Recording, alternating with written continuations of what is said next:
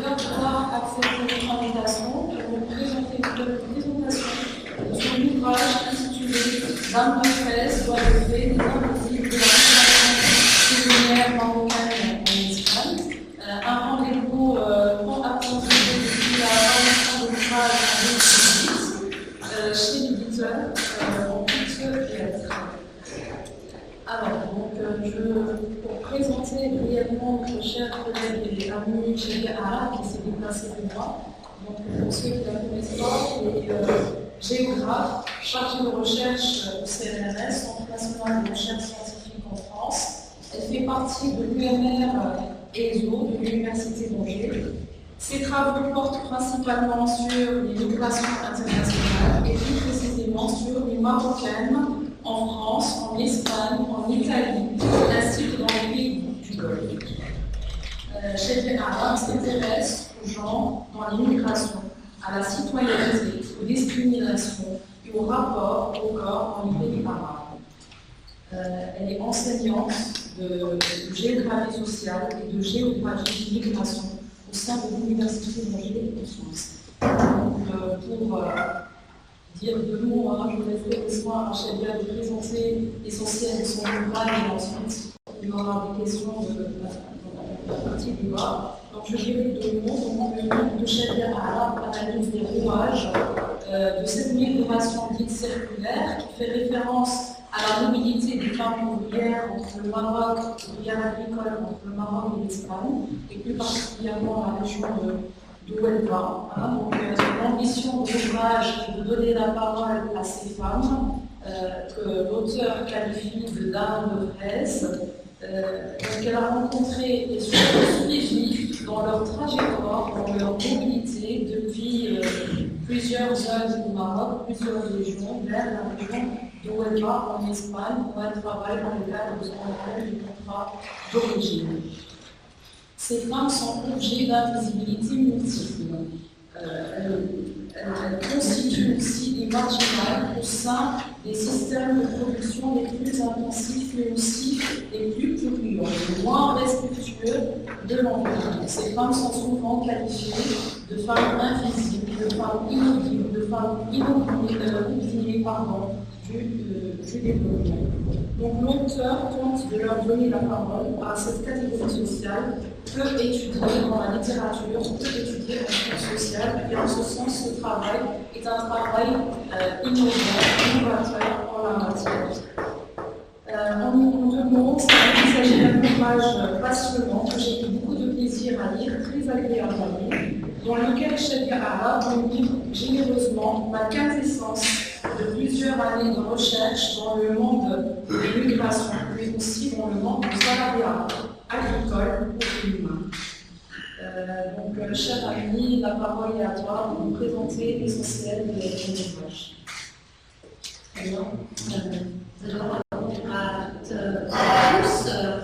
Je suis moi-même ravie d'être parmi vous. Je suis très bien accueillie avec Merci en particulier à l'Université de Genève. C'est un plaisir à vous voir toujours aussi nombreux et nombreux à venir nous rencontrer. Et je vais commencer par vous remercier parce que vraiment ça me beaucoup de chaleur dans votre accueil, dans votre écoute. Et je voudrais particulièrement remercier celles qui sont invitées. Donc, les deux enseignants, je vous ai dit en particulier, mais aussi Khalid, les deux enseignants avec lesquels, les deux collègues et amis avec lesquels je travaille et je collabore. Je voudrais également remercier d'autres amis collègues qui sont dans cette salle, qui m'ont fait le plaisir de venir. Merci à Radim Piskari, je sais pas où il est. Merci beaucoup, Radim, ça fait plaisir de te revoir. Merci à Zoubechou d'être là également. Elle a fait partie des premiers avec lesquels j'ai travaillé quand je suis arrivée au Maroc en Radim, ça fait plusieurs années maintenant. Et puis je remercie également Amélie d'être ici. Je remercie également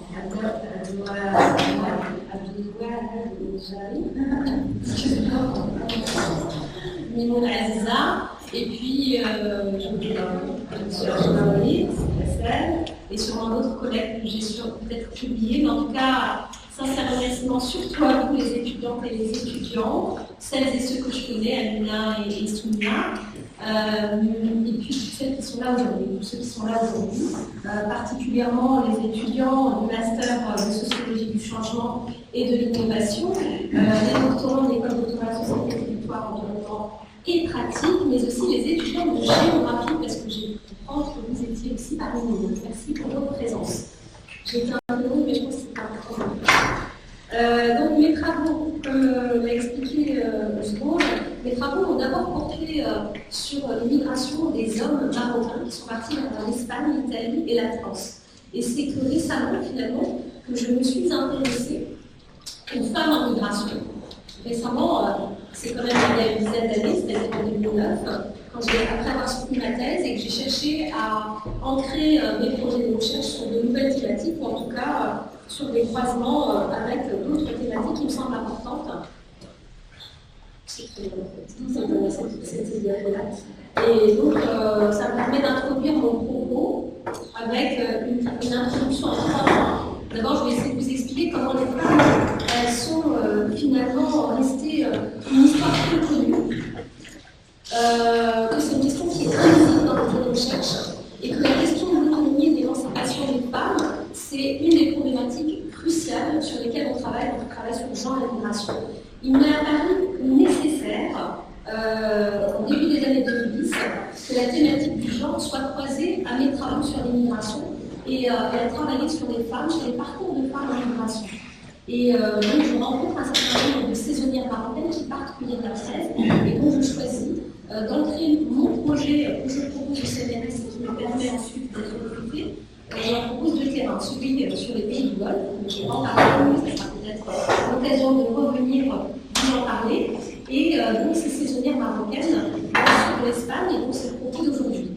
Alors cette migration récente, elle s'explique notamment par la mondialisation de l'économie, par l'histoire coloniale avec l'Espagne, mais aussi avec la France. Et en fait, il y a diverses raisons, diverses causes à cette migration des femmes. Et je dirais que c'est peut-être la nécessité économique qui pèse généralement un grand poids dans ces résultats, dans ces raisons, bien que les raisons soient beaucoup plus imbriquées, beaucoup plus ambivalentes et plus complexes. Donc rapidement, je rappelle dans cette introduction que les femmes ont une histoire qui est peu connue, mais surtout que dès les années 50, je vais vous parler de la France en particulier, mais c'est la même chose pour d'autres pays, dès les années 50, on a des femmes qui partent en migration, on a notamment des Espagnoles, on a des Portugaises, on a des Italiennes, mais pourtant on ne les évalue pas et on ne les met pas en exergue. Et quand on commence à travailler sur ces femmes, les Marocaines, elles commencent déjà à arriver dans les années 60 également. Et quand on commence à travailler sur ces femmes, on les regarde sur une approche du regroupement familial, c'est-à-dire qu'elles sont derrière un conjoint, elles suivent un mari, elles ne sont pas actrices de la migration. Donc on a eu longtemps cette image qui a dominé dans les recherches en sciences sociales d'un homme seul, migrant, pour des raisons économiques, voire politiques, qui est restée prégnante dans les représentations qu'on peut avoir de l'immigration. Et elle a fait finalement de la migration féminine un phénomène plutôt marginal ou de second rang. Alors que, comme je vous l'ai dit, historiquement, les femmes ont toujours migré. Les femmes ont toujours migré. Alors, il est vrai, d'abord, on les a étudiées par rapport à toutes celles qui ont suivi un mari à partir de 1974, quand il y a eu la crise. On a travaillé sur, on a arrêté l'immigration des Marocains vers la France et vers d'autres pays, vers la Belgique et la Hollande, et on a commencé à faire venir des femmes. Et donc on a commencé à regarder, à avoir un œil particulier sur ces femmes qui rejoignaient un mari, mais des femmes plutôt analphabètes, qui ne sortaient pas, qui ne travaillaient pas. Et puis à partir des années 80, d'abord dans le milieu anglo-saxon, qui est toujours en avance par rapport à la France et à l'Europe, où moi-même j'ai fait mes études, on a commencé à mettre en exergue le croisement qui existait entre genre et migration.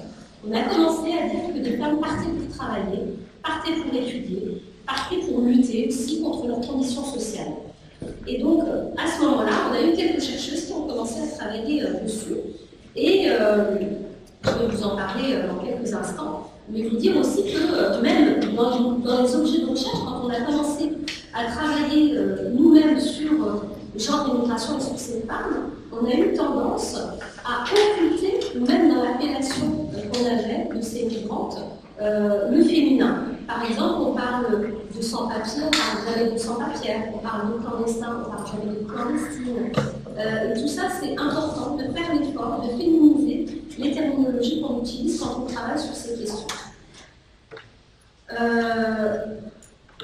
Je veux dire aussi que ce qui est important aussi de voir dans ces femmes qui partent, jeunes, célibataires ou ayant des familles à charge, mais qui partent seules à l'étranger pour trouver du travail et s'installer plus ou moins durablement. Cette réalité, elle existe depuis bien longtemps, comme je le disais tout à l'heure, et elle a deux facteurs qui l'expliquent. D'abord, l'aspiration des femmes à gagner plus d'indépendance, plus d'autonomie, et puis aussi la qualification des femmes. Parce qu'aujourd'hui, dans le monde, les femmes sont plus qualifiées que les hommes, et on retrouve des secteurs qui sont en pénurie de main-d'œuvre, notamment les services, en particulier l'éducation, la santé, l'action sociale, le soin, ce qu'on appelle en Europe le care, qui est un terme anglais, où on retrouve aujourd'hui beaucoup de femmes travailler dans ces travaux, mais aussi dans l'agriculture, et ça va être mon propos dans quelques instants. Vous dire avant de parler du troisième point de cette longue introduction, mais introduction nécessaire pour poser les jalons de mon travail sur les saisonnières, rappeler que les femmes sont les premières victimes aujourd'hui des guerres, des conflits politiques, des déplacements, des catastrophes, les premières victimes de violences économiques, violences politiques, mais aussi violences sexuelles, que ce soit dans leur parcours, mais aussi dans leur installation. Et ceci m'amène à vous parler, enfin, pour terminer cette introduction, sur pourquoi on travaille sur la question de l'émancipation, de l'autonomie de ces femmes. Et c'est quelque chose que j'aborderai moi-même quand je vous parlerai des dates de fraises. Pour répondre à cette question, je voudrais soulever 3 points. D'abord, dire que les limites des travaux sur le genre et l'immigration sur ces questions, c'est qu'il y a de nombreux travaux qui prétendent justement que l'autonomie des migrantes est entamée, sinon même achevée, avec le changement qu'elle vit en immigration. L'accès au travail, l'accès à la contraception, l'accès aux droits, et parfois des droits qui sont supposés inconnus dans les sociétés du Sud. En plus, il y a des choses qui sont relativement fausses. Le deuxième point, c'est le discours sur le changement ou l'émancipation à la suite d'une migration qui oublie souvent que les femmes, quand elles arrivent, elles ont aussi des détériorations, des difficultés qu'elles rencontrent dans l'installation en immigration de leur situation matérielle, par exemple, du fait notamment du contrôle des États. Parce que vous savez, aujourd'hui en Europe, on est plutôt sur les fermetures des frontières, sur une immigration contrôlée, et c'est dans ce contexte que l'immigration saisonnière marocaine en Espagne se met en place dans un accroissement du contrôle de cette immigration, dans une lutte de l'immigration clandestine. Et donc on a un discours qui ne permet pas de voir que ce contrôle étatique il est extrêmement violent et il est extrêmement met des femmes, des hommes aussi, mais encore plus des femmes, en difficulté sur la partie administrative et politique, sur leur situation administrative. Enfin, ce discours oublie aussi les résistances des migrantes. Ce point il a été central dans un certain nombre de travaux qui croisent genre et migration, dans les miens, mais aussi dans celui d'une collègue qui est Nassima Moujoud, avec laquelle je travaille également. Et je vous renvoie à ces travaux si cela vous intéresse, mais elle montre très fortement dans son travail à quel point les résistances de ces femmes elles sont importantes dans un contexte transnational et que ces résistances, c'est ce qui permet l'accès à des ressources aussi pour partir. C'est-à-dire que toutes les femmes ne peuvent pas partir, comme tous les hommes ne peuvent pas partir. Il faut avoir des ressources économiques, bien entendu, parce qu'aujourd'hui, pour partir, il faut avoir de l'argent, mais il faut aussi avoir des ressources sociales, culturelles, il faut avoir un capital social, il faut avoir un réseau d'adresses, un réseau de cartes d'adresses, il faut connaître des gens pour pouvoir se mouvoir dans cet espace où le contrôle de l'immigration est de plus en plus important. Voilà ce que je voulais dire en introduction. J'ai été un peu longue, mais je pense que c'était important de vous rappeler tout ça. Et je vais rentrer maintenant plus vivement dans le sujet, avec quelques données chiffrées, un retour aussi sur l'histoire de cette migration circulaire. Mais avant ça, vous parlez d'abord, parce que je sais que pour un certain nombre d'entre vous, vous allez faire des mémoires, mais pour d'autres, vous allez aussi vous orienter sur des thèses de doctorat. Donc, je vais vous parler un petit peu de méthodologie avant de conclure. Dans mes enquêtes, elles ont commencé fin d'année 2009. Elles se sont poursuivies jusqu'en 2012 avec 4 enquêtes, 2 en Espagne et 2 au Maroc. Et ensuite, avant la sortie de mon livre, j'ai réactualisé mes données, donc je suis retournée sur le terrain en 2017.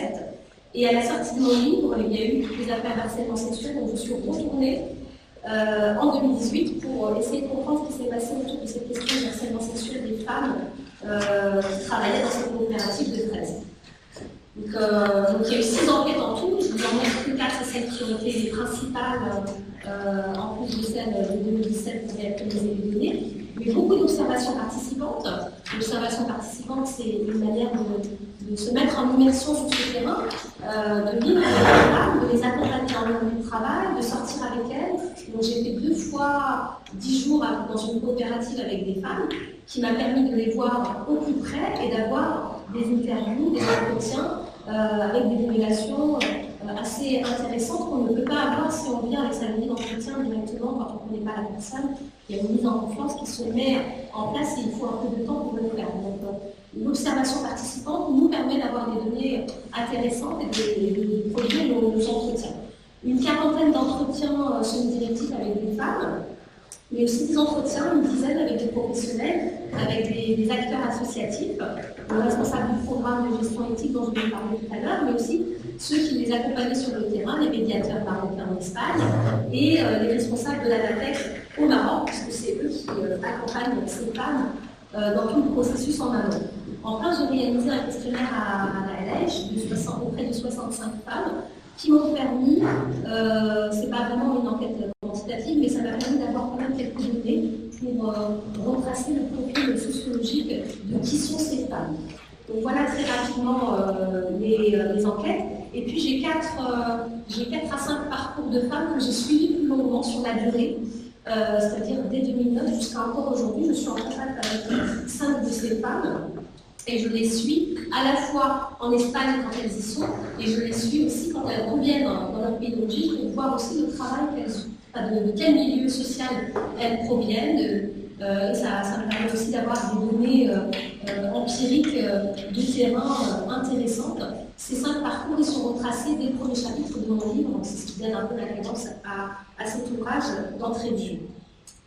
Donc, Huelva, c'est une province qui se trouve au sud-ouest de l'Espagne, proche de la frontière du Portugal, qui se trouve dans la région d'Andalousie, qui est une grande région agricole, qui emploie beaucoup de migrants. Et moi, ce qui m'a impressionné la première fois que je suis allée à Huelva, en Espagne, c'est le marquage au niveau même du paysage de ce qu'ils appellent l'or rouge, qui est devenu, cette fraise, cet or rouge, qui est devenu un capital économique très important et qui a enrichi très fortement les employeurs agricoles de ces coopératives de fraises.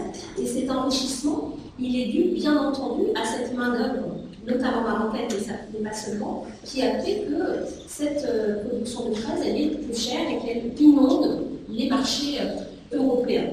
Donc, on voit des fraises partout, on voit des affiches de fraises, on voit aussi des serres à des kilomètres et à des kilomètres, un peu partout, dans des coopératives qui sont assez isolées. Donc, vous imaginez que ces femmes, quand elles arrivent, elles sont aussi dans des lieux isolés, parfois même enfermés, en tout cas surveillés et contrôlés, à plusieurs kilomètres des villes, de la ville la plus proche. Donc voilà, quelques photos de terrain qui vous permettent de visualiser ce dont je vous parle. Et quelques chiffres pour vous dire d'abord que cette région de Huelva, elle est donc spécialisée dans la récolte de fraises et un petit peu aussi des framboises, et qu'elle a connu un mouvement d'immigration important depuis une quinzaine d'années, alors qu'elle n'était autrefois qu'une petite ville balnéaire du sud de l'Espagne, une ville touristique. Elle s'est transformée en quelques années et très rapidement en une ville ouvrière et agricole, et elle s'est fait aussi rapidement connaître dans le monde comme la plus grande productrice de fraises d'Europe. Son modèle de gestion de main-d'œuvre, ce qu'on a appelé los contratos en origen, les contrats en origine, j'expliquerai tout à l'heure pourquoi on les appelle les contrats en origine, c'est ce qui a récemment suscité un vif intérêt de la part de journalistes, de chercheurs. Mais ces dernières années, on peut dire que l'agriculture de la province de Huelva, elle a changé radicalement. C'est-à-dire que les serres que je vous ai montrées tout à l'heure, elles n'existaient pas il y a encore une quinzaine ou une vingtaine d'années. Et la production de fraises, elle représente actuellement l'une des plus grandes richesses de la province. Le sud de la province a vu se développer donc cette agriculture que beaucoup ont définie comme avant-gardiste, intensive, et cette économie est permise grâce à cette main-d'œuvre étrangère. D'abord, dans les années 80, on faisait venir des Portugais qui faisaient la navette, comme je vous l'ai montré, en plus proche de la route du Portugal, et on les appelait à l'époque les hirondelles, parce qu'ils partaient et ils venaient. Donc ils faisaient déjà la migration circulaire. Ensuite, on avait aussi les Espagnols des montagnes hautes, qui ont aussi travaillé dans la fraise. Et à partir des années 90, on a eu une main-d'œuvre qui a été remplacée par des travailleurs maghrébins, et particulièrement par des Marocains, hommes, qui arrivaient de manière clandestine en Pateras, qui traversaient le détroit de Gibraltar, et qui arrivaient clandestinement dans le sud de l'Espagne, et qui travaillaient eux aussi dans la fraise de Huelva.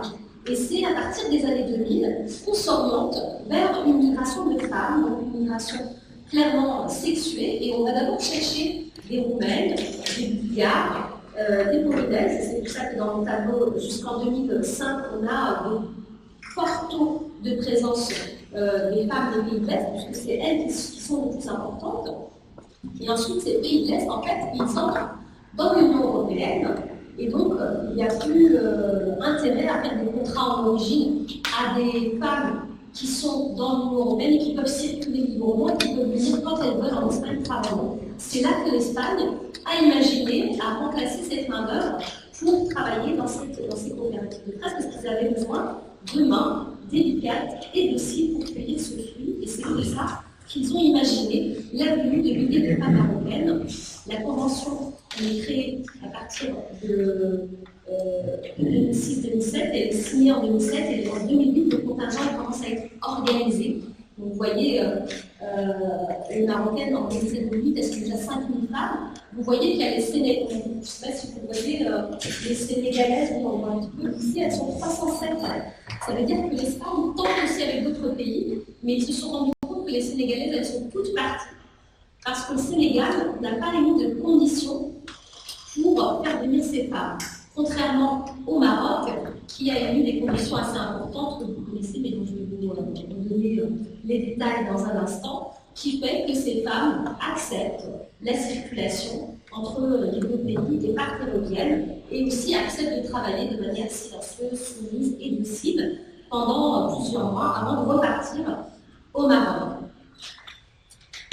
Alors, ce programme est né de la part d'une mairie dans la province de Huelva qui s'appelle Cartaya. Et Cartaya signe une convention en 2008 donc, avec le ministère de l'Emploi au Maroc. Et donc, le ministère et la mairie Cartaya vont travailler pour le Maroc avec la NAVEC pour recruter des femmes directement en pays d'origine pour les envoyer en contrat saisonnier. Et en Espagne, ils vont créer une fondation qui s'appelle la FUTER, la Fondation pour les travailleurs étrangers de Huelva. Et c'est cette FUTER qui, le responsable du programme de la FUTER, que moi j'ai rencontré, m'explique comment il répond donc à un appel à projet de l'Union européenne qu'il intitule Programme de gestion éthique de l'immigration saisonnière et qui a un triple objectif. D'abord, développer l'immigration légale, de travailleurs qui sont embauchés directement en pays d'origine, avec un système transnational de collecte, de traitement des données. Et donc c'est là qu'intervient l'ANAPEC pour travailler, recruter, mettre des conditions, administrer les dossiers, accompagner les femmes pour les envoyer jusqu'en Espagne, mettre en œuvre un système intégral de gestion de flux migratoires. Donc là, il y a une concertation qui se fait en amont par les Espagnols, les syndicats, les employeurs, qui se mettent, la mairie Cartagena, la FUTEC, qui se mettent autour d'une table et qui décident chaque année de combien de femmes ils vont avoir besoin pour venir cueillir la fraise à Huelva. Et bien entendu, tout ça, c'est bien pour prévenir de l'immigration illégale, parce que tout ça est dans un contexte où l'Europe referme ses frontières de manière très forte, contrôle ses frontières, voire même les externalise sur d'autres pays. Donc cette migration circulaire, elle s'inscrit dans ce processus de fermeture des frontières et d'externalisation des frontières. Et donc se met en place une gestion, ce qu'ils appellent une gestion intégrale, c'est-à-dire qu'il y a un fichier qui permet de faire le suivi, la traçabilité de chacune de ces femmes. C'est-à-dire qu'on sait où elles sont nées, quelles elles ont, combien elles ont d'enfants, à quelle année elles sont venues la première fois, comment elles travaillent, parce que tout ça conditionne bien entendu la venue l'année suivante. Parce que dans la case où il y a l'aspect de comment elles travaillent et elles ont mal travaillé, on ne va pas les reprendre l'année suivante, par exemple. C'est juste pour vous donner un exemple. Quelques chiffres. Mais j'y reviendrai tout à l'heure de manière un petit peu plus longue, parce que ces chiffres sont intéressants à voir par rapport à ce qui se passe aujourd'hui aussi. Mais vous dire qu'entre 2002 et 2007, on avait déjà des femmes qui partaient. Mais ces femmes, elles venaient surtout de l'Europe, de Nouvelle-Zélande, de la Lettre, de Saint-Cuvier, jusqu'à Cédé-Facel, tous les plats. On faisait venir des jeunes femmes célibataires, sans condition, et qui finalement restaient. C'est aussi pour ça que ce programme de gestion éthique il a été mis en place. C'est parce qu'on ne veut pas que ces femmes restent. On veut des femmes qui viennent travailler. On a un besoin économique, besoin d'un travail ponctuel, mais on ne veut pas que ces femmes restent. Donc on met en place ce programme, et c'est pour ça qu'on met aussi un certain nombre de conditions. Donc moi, quand je fais mes enquêtes en 2009, on est à 17 000 femmes qui travaillent dans les différentes coopératives de presse de Huelva. 17 000, c'est pratiquement 60% de la main-d'œuvre étrangère de Huelva. Et c'est pour vous dire que la main-d'œuvre marocaine est très très appréciée. Les femmes marocaines sont très appréciées du fait de leur docilité, de leur soumission, de leur travail consciencieux, etc. Et donc chaque année, on veut faire revenir encore plus de femmes. Même au moment où il y a la crise, en 2012, où la crise atteint son paroxysme, on fait tomber ce chiffre à 2500 quand même, malgré tout. Mais même quand il y a la crise, on continue à faire venir des femmes chaque année, 2500, 2400, 2200. Et en fait, du départ, on voit bien ce que le responsable de la FUTEC appelle les taux de fuite. Alors, je ne vais pas les découvrir parce que c'est des termes aussi qui nous apprennent, beaucoup de choses sur la manière de penser l'immigration.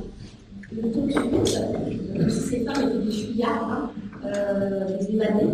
Le taux de fuite, donc ça c'est les Espagnols qui les appellent comme ça, et la FUTEC les appelle les évaporés, c'est-à-dire qu'elles s'évaporent dans la nature. Mais c'est assez intéressant, je trouve que c'est assez intéressant de comprendre les termes que les institutions, les institutionnels utilisent. Et donc ce taux de fuite, il était à 80%, puis à 50%, et aujourd'hui avec le programme, il est tombé à 4,5%. Aujourd'hui, avec tout ce qui s'est passé, les cas de harcèlement sexuel, le fait qu'on ait baissé le chiffre à 2500 femmes, c'est-à-dire qu'on a laissé pendant plusieurs années 14 500 femmes qui ont été mises de côté sans lui expliquer pourquoi. On a des femmes qui sont restées, donc on n'a pas été capable de donner des chiffres sur les données récentes, mais un certain nombre le gouvernement espagnol a annoncé entre 25 à 35% de taux de fuite ces dernières années, qui sont dues à un certain nombre de choses, on pourra y revenir tout à l'heure. Donc les conditions qui ont été mises entre le Maroc et l'Espagne, elles sont multiples, mais d'abord on a clairement mis en place une migration sexuée, c'est-à-dire qu'on veut des femmes et on écarte les hommes qui se présentent à ce recrutement. On ne veut pas d'hommes. On ne veut pas d'hommes, on veut des femmes. On veut des femmes plutôt jeunes, en âge de travailler. On veut des femmes qui ont plutôt une expérience agricole, qui viennent d'une zone rurale, mais les urbaines ne sont pas écartées, par exemple. Si on a des urbaines qui ont travaillé, qui travaillent, qui rentrent dans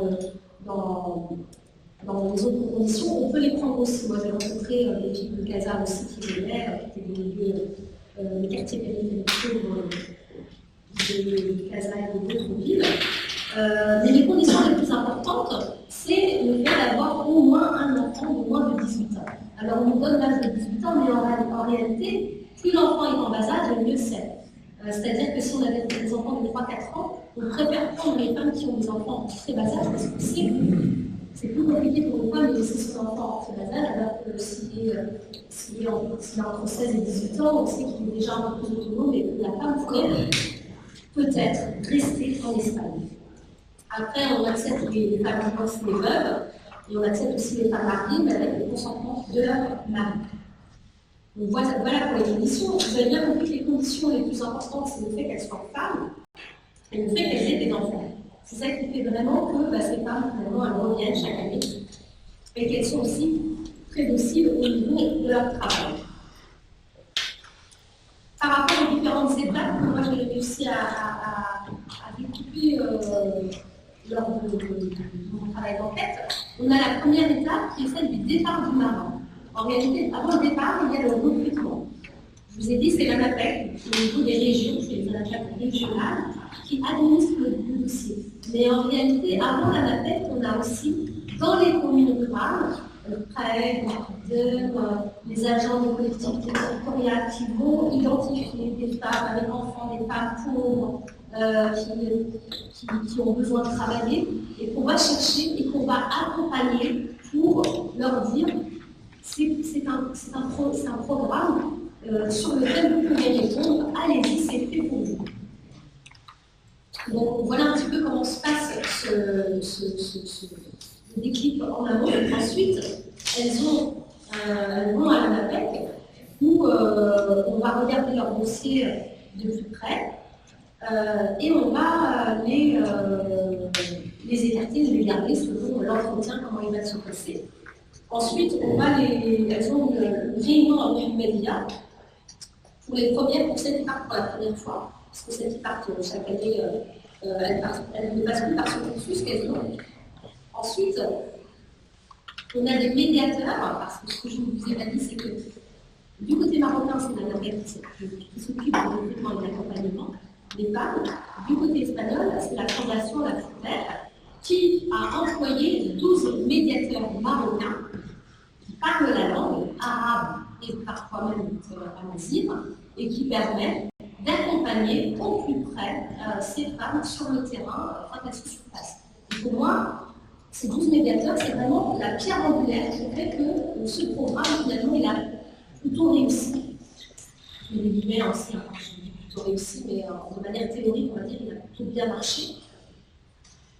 Et il y a un accompagnement qui est fait, on vient les chercher ensuite à Tarifa, dans le sud de l'Espagne.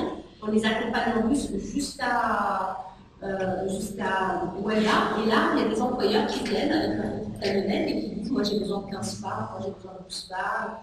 Et donc se répartissent les femmes de cette façon.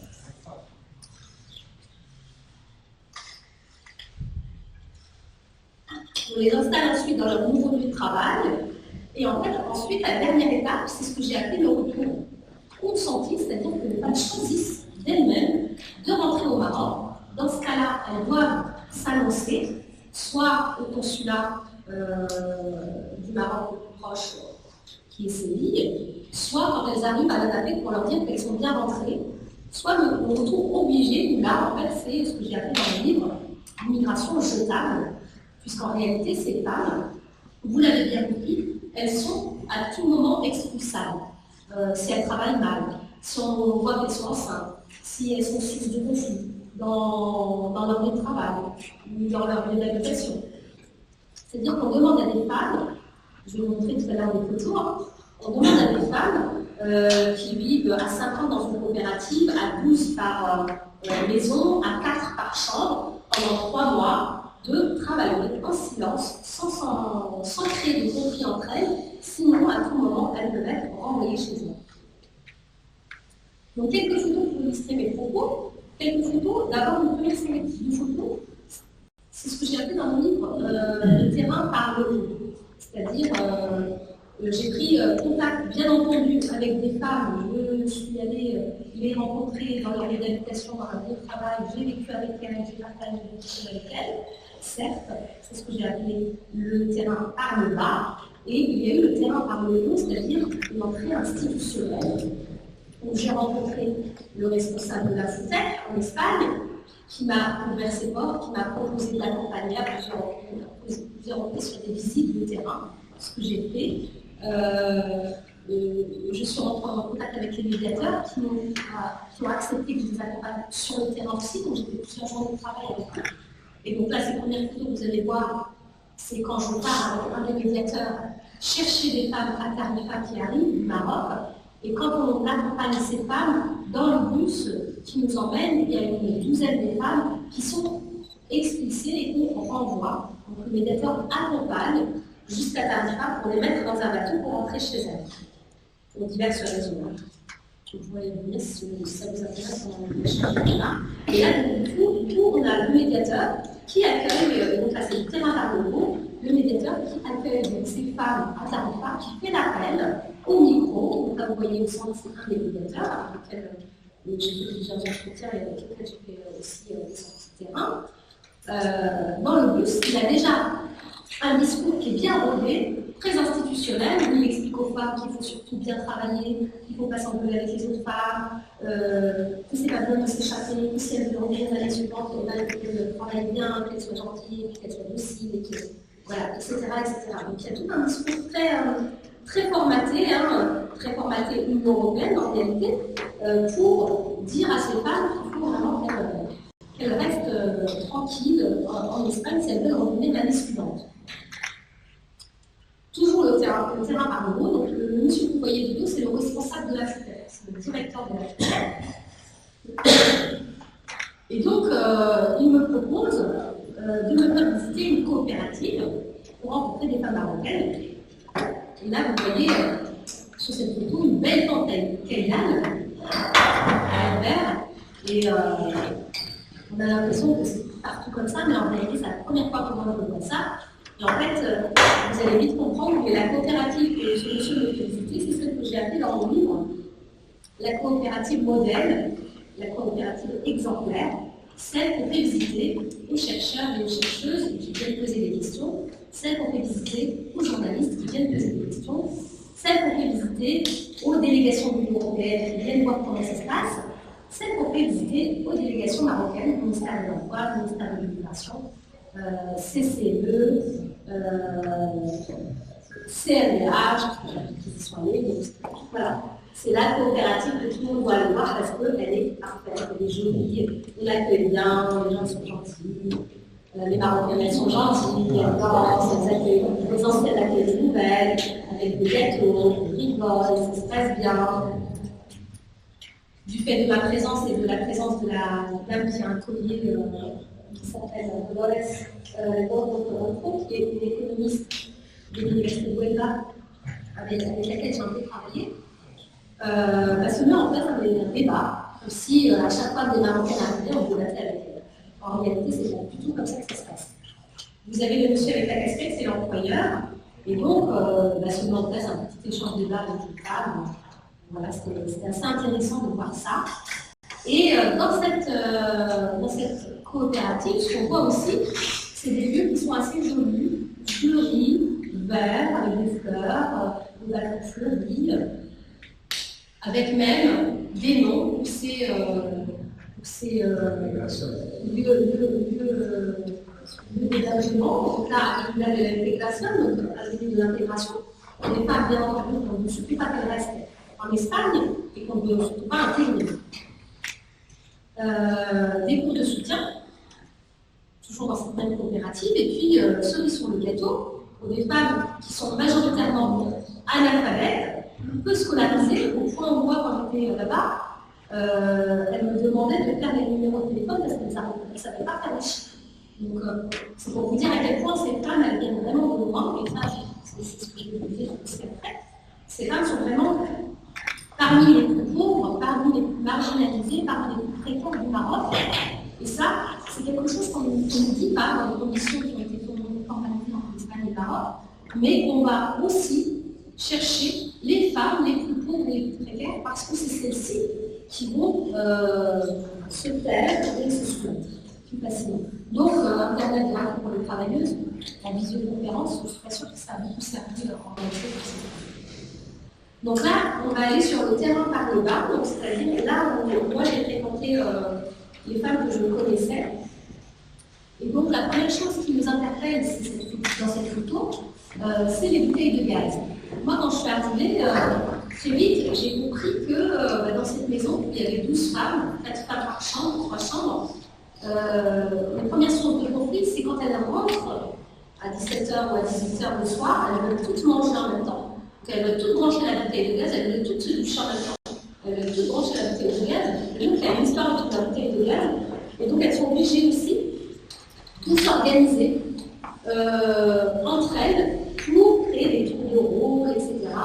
Et donc c'est pour vous dire que ça peut être très électrique. Hein. Parfois il y a des disputes qui sont très violentes, mais qui sont aussi très compréhensibles parce que je vous dis, on est 12 femmes qui ne se connaissent pas de partout du Maroc. On leur demande pendant 4 mois de travailler ensemble. C'est comme si dans cette salle, on nous enfermait tous dans une même coopérative, on est séparés par 10 dans des maisons, et puis on nous dit pendant 3 mois, il ne faut pas nous engueuler.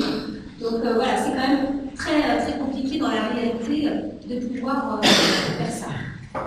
Voilà, donc là vous voyez l'activité aussi des chambres, hein, elles sont vraiment dans des lieux très fermés. Les espaces communs sont souvent des sources de conflits. Petits étagères pour ranger leurs affaires. Et là, vous les voyez dans leur lieu de travail. Et puis, ce qui est intéressant dans cette photo, c'est de voir au premier plan la Marocaine qui est là et qui est extrêmement couverte. Vous voyez, hein, elle a plusieurs couches de vêtements, elle a son foulard, parce qu'elle travaille comme si elle travaillait au Maroc, c'est-à-dire dans des zones où il fait chaud, où elles veulent se protéger du soleil. Et en réalité, dans ces serres, il fait extrêmement chaud. Le travail est dur. On a eu beaucoup de cas où il y a eu des évanouissements, par exemple. Et par exemple, vous voyez, il y a une polonaise au fond. Là, les Européennes, elles ont tendance à plutôt se dénuder pour travailler dans des endroits où il fait extrêmement chaud. Là, on les voit en train de travailler. Donc ça, c'est les femmes avec lesquelles j'ai partagé la chambre que je vous ai montrée tout à l'heure. Et ça fait partie des parcours que j'ai décrits dans le livre. Et puis on avait quelques hommes entre 2009 et 2012, quelques hommes subsahariens qui étaient sans papier. Une dernière photo avant de vous donner encore quelques données de politique sociologique, et puis je conclurai, je vais vous laisser la parole. Mais cette photo, elle me paraît intéressante. À l'époque, je l'ai prise sans me douter que cette photo, elle est extrêmement parlante sur ce qui se passe aujourd'hui, sur les révélations qu'il y a eu sur les agressions sexuelles. À l'époque, moi, on m'a vraiment peu parlé de harcèlement. Et j'ai vraiment même eu des difficultés à me faire parler de ça, parce que j'ai vraiment essayé dans le questionnaire, dans l'entretien, à chaque fois de leur dire est-ce que vous êtes harcelé, est-ce qu'on vous fait des avances, est-ce qu'il y a des chantages sexuels. Et vraiment, j'ai eu très peu de réponses. Ensuite, quand il y a eu les cas de l'agression sexuelle en 2018, la parole s'est libérée, les mêmes femmes que j'avais interrogées ont commencé à me dire mais oui, bien sûr que ça existe, mais on ne pouvait pas tout le dire, et donc là j'ai eu d'autres formes de révélation. Et ce qu'elles m'ont dit, c'est que souvent, parce que comme je vous l'ai dit tout à l'heure, ces fermes, elles sont au milieu de nulle part, et elles sont souvent à 7-8 km de la ville la plus proche où on peut faire nos courses, donc elles sont finalement très enclavées, très enfermées. Et pour aller dans les plus proches, elles doivent faire de l'autostop. Et donc, pendant l'autostop, c'est souvent là que peut se produire, en plus de l'employeur, c'est aussi là que peut se produire des cas de viol, hein, notamment les 2 viols dont les médias allemands ont parlé. Il y a eu un des viols qui a été fait pendant un un trajet entre la coopérative et une des villes, parce qu'elle faisait de l'auto. Donc là, ces femmes font de l'autostop. Pour 1 euro, elles ont des Marocains qui sont au chômage et qui savent qu'il y a des femmes qui arrivent et qui viennent, qui font ce qu'on appelle le transport informel, etc. Et ils viennent pour 1 euro transporter leurs consoeurs juste à la ville la plus proche pour faire leurs courses. Donc ces femmes, comme je vous l'ai dit, elles viennent essentiellement d'abord du Rhône, du centre du Maroc, le Maroc vert, mais tout le Maroc est touché par le départ de ces femmes. Elles viennent vraiment de partout, de l'oriental, du sud, du nord, de partout du Maroc. Elles ont majoritairement à 80% entre 25 et 40 ans, parce que c'est l'âge où elles sont encore en force de travailler. Elles sont pour la moitié des femmes mariées et l'autre moitié des femmes divorcées et veuves. Mais ce qui nous intéresse, c'est de vous dire que ces femmes, comme je vous l'ai dit tout à l'heure, elles font partie des femmes les plus précaires, les plus pauvres et les plus rurales du Maroc. 75% des femmes interrogées proviennent du milieu rural. 100% ont des enfants, vous avez bien compris, hein, c'est la condition sine qua non pour venir. Ce graphique nous montre justement que 89% d'entre elles ont plus de 2 enfants et 43% d'entre elles ont au moins 4 enfants. Aujourd'hui, le taux de fécondité au Maroc est d'environ 2,2 enfants par femme. Donc on peut dire qu'on est parmi des femmes qui ont plutôt des familles nombreuses, plutôt beaucoup d'enfants. Donc en fait, quand l'ANAPEC fait ce choix aussi, il préfère des femmes qui ont des enfants en très bas âge et il préfère des femmes qui ont aussi beaucoup d'enfants. Parce que plus on a des enfants, et plus on est sûr que la femme ne va pas rester en Espagne. Plus de 80% ne savent ni lire ni écrire l'arabe. Et ce graphique nous montre à quel point les foyers sont aussi très chargés en personnes.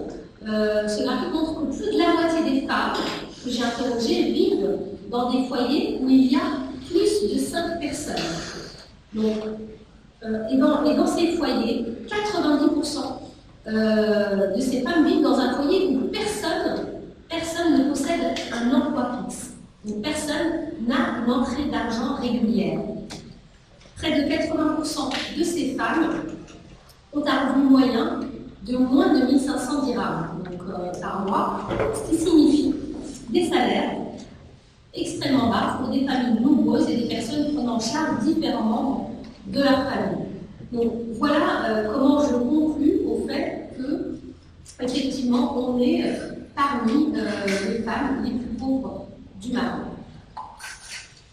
En conclusion, encore 2-3 choses à vous dire. D'abord, vous dire que j'ai relevé un certain nombre d'éléments positifs qu'elles m'ont révélés dans les entretiens et dans les questionnaires. D'abord, ce qu'elles trouvent plutôt bien, c'est que effectivement, ce sont des femmes pauvres qui, malgré tout, s'enrichissent et pour qui ce revenu est devenu vital pour subvenir aux besoins de la famille.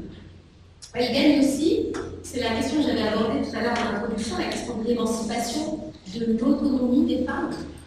Elles gagnent en autonomie, elles gagnent en émancipation, elles gagnent en confiance en soi, elles gagnent en responsabilité dans la famille et dans les prises de décision. Donc ça, on a même parfois des inversions de genre qui se produisent, des femmes qui étaient des femmes soumises à leur mari et qui reviennent, qui sont des femmes chefs de famille, qui ramènent un capital économique et qui donc négocient les prises de décision, la manière d'utiliser cet argent, etc.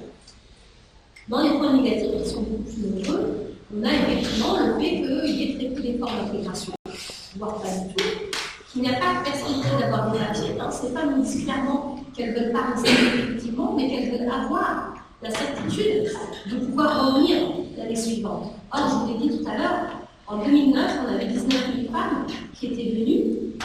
En 2009, on avait 17 000 femmes qui étaient venues. Et l'année suivante, on est tombé à 2500 femmes. Du jour au lendemain, on a mis 14 500 femmes de côté, sans explication, sans justification, alors que ces femmes travaillaient, répondaient à ce qu'on leur demandait de faire, à cette docilité à l'extrême. Donc cette certitude de ne pas revenir chaque année est quelque chose qui les a beaucoup perturbées.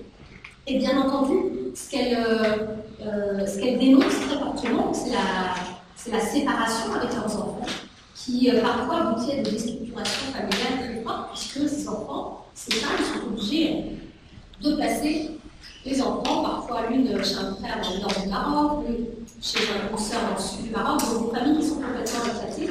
Et quand elles reviennent, on les culpabilise comme étant des mauvaises mères.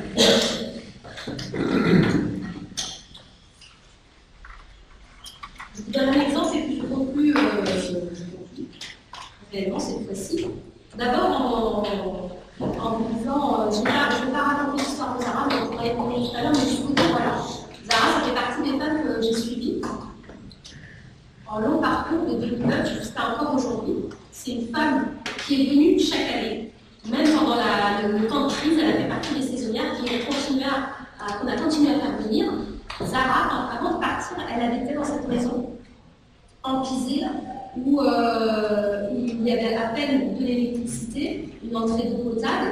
Elle vivait avec toute sa famille, la cellule familiale élargie, son père, sa mère, sa belle-sœur, son frère, les enfants de son frère, qui sont près d'une douzaine dans la maison. Et elle a eu un enfant hors mariage qui a fait qu'elle a été reniée de sa famille. Parce que vous le savez, au Maroc, quand on est une femme célibataire avec enfant, c'est très compliqué et on peut être écarté de la famille, de la société, du village, etc. Donc elle fait partie de ces femmes qui a été reniée de sa famille et qui, cette migration finalement a sauvé. Parce que vous pouvez me l'avoir en me disant, on cherche des femmes comme toi, elle qui n'était jamais sortie de son village, elle qui n'était jamais allée même à Brignoles, qui était à 80 km, on a dû enregistrer son document pour aller en Espagne. Elle qui n'avait jamais vu la mer, puisque quand elle est allée en Chevalier, c'est la première fois qu'elle voyait la mer. Donc quand elle me raconte la traversée entre Tanger et Tarifa, pour elle c'est horrible, parce qu'elle croit qu'elle va mourir toutes les 2 secondes. Puis quand elle arrive en Espagne, elle a les premières semaines, elle est complètement bouleversée par ce qui se passe, parce qu'elle ne comprend pas ce qui se passe, et c'est très compliqué pour elle. Donc Zara, d'abord, quand elle part, elle nous explique que cet enfant qui était, entre guillemets, l'enfant du malheur, c'est aussi cet enfant qui lui a permis cette migration internationale, et c'est cet enfant qui lui permet de réintégrer sa famille grâce à cette migration, et c'est cet enfant aussi qui lui permet d'aller en migration et de construire au bout de quelques années cette petite maison où elle vit aujourd'hui avec son fils. Je vous donne un extrait d'entretien que j'ai eu avec un des médiateurs en 2017. Je vous épargne tous les entretiens que j'ai eus avant, mais en 2017, il me semble important, c'est au moment où je vais réactualiser les données de mon livre. Et donc, on a plus beaucoup de femmes qui viennent depuis peu. Et en 2017, on commence à avoir une recrudescence des femmes. En 2018, vous avez vu sûrement dans les informations, dans les journaux, on est à 15 000 femmes. En 2019, on a 19 000 femmes. Et cette année, on parle encore de 20 000 femmes.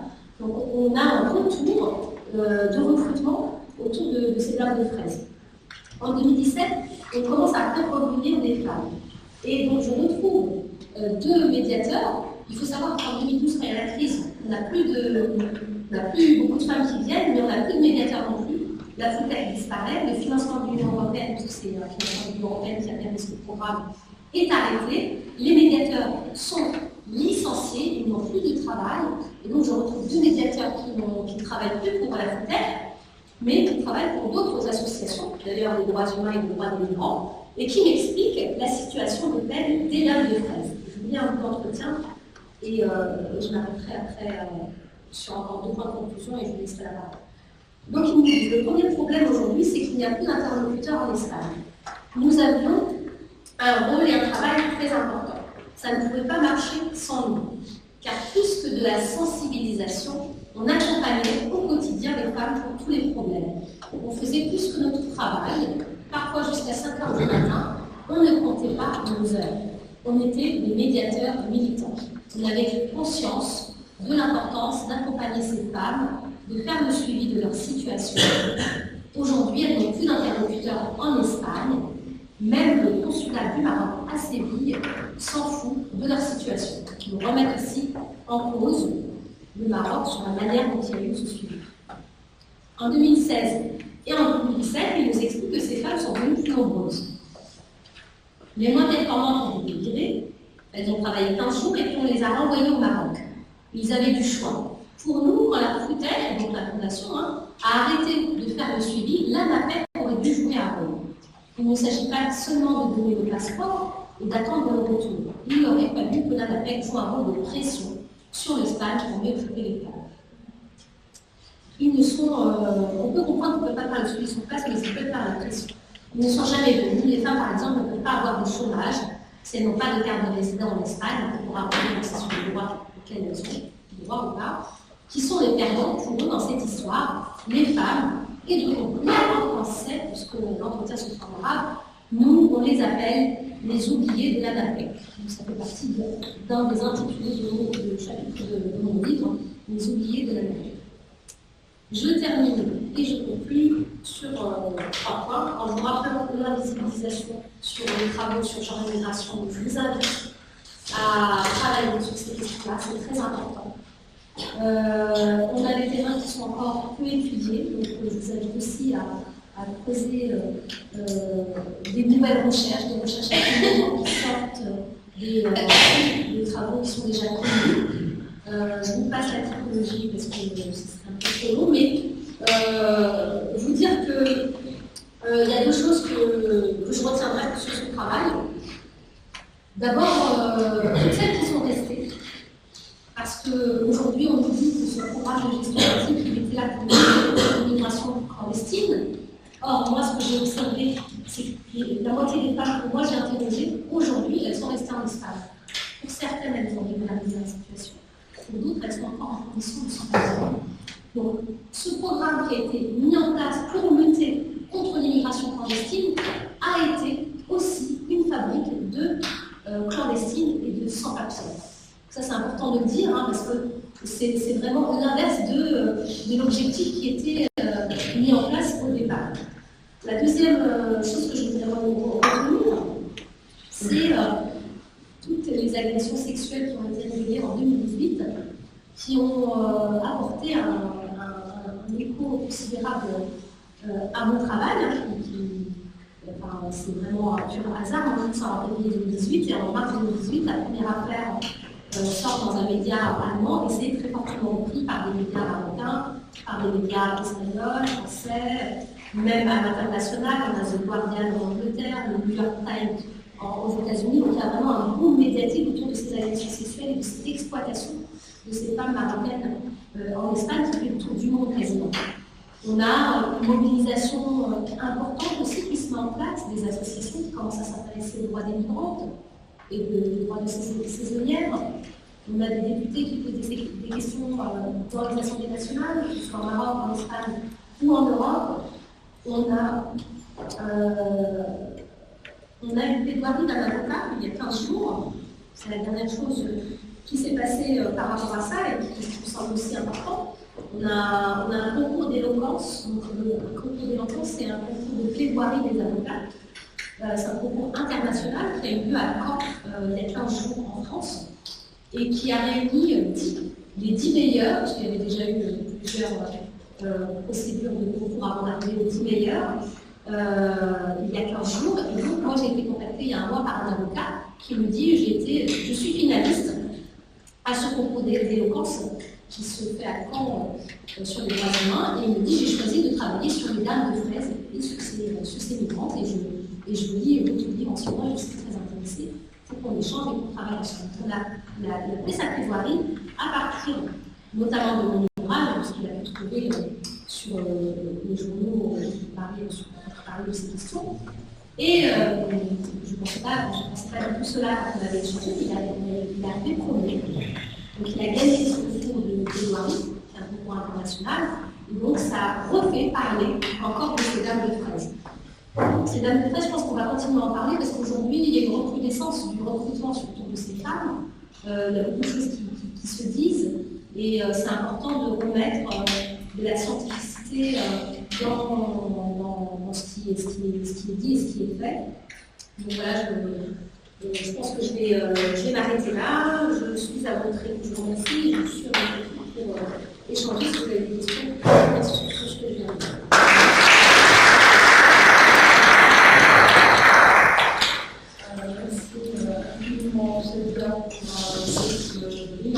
Présentation l'essentiel de ton travail sur le monde de l'agriculture. Je pense que l'une des valeurs ajoutées les plus importantes de ce travail, c'est de mettre en lumière ces formes de précarité et d'exploitation par un travail de recherche aussi minutieux, parce qu'au-delà des projecteurs qui ont été mis sur le monde du salariat agricole féminin avec une histoire partielle en 2008, et qui avait donné une image assez stéréotypée, assez cliché de la situation de la femme ouvrière, là on est face à un travail de recherche qui est très méticuleux et qui nous présente à la fois les formes de précarité, mais aussi les aspirations, les rêves, ces formes d'estime de soi qui sont relatifs à ce travail dans le monde agricole.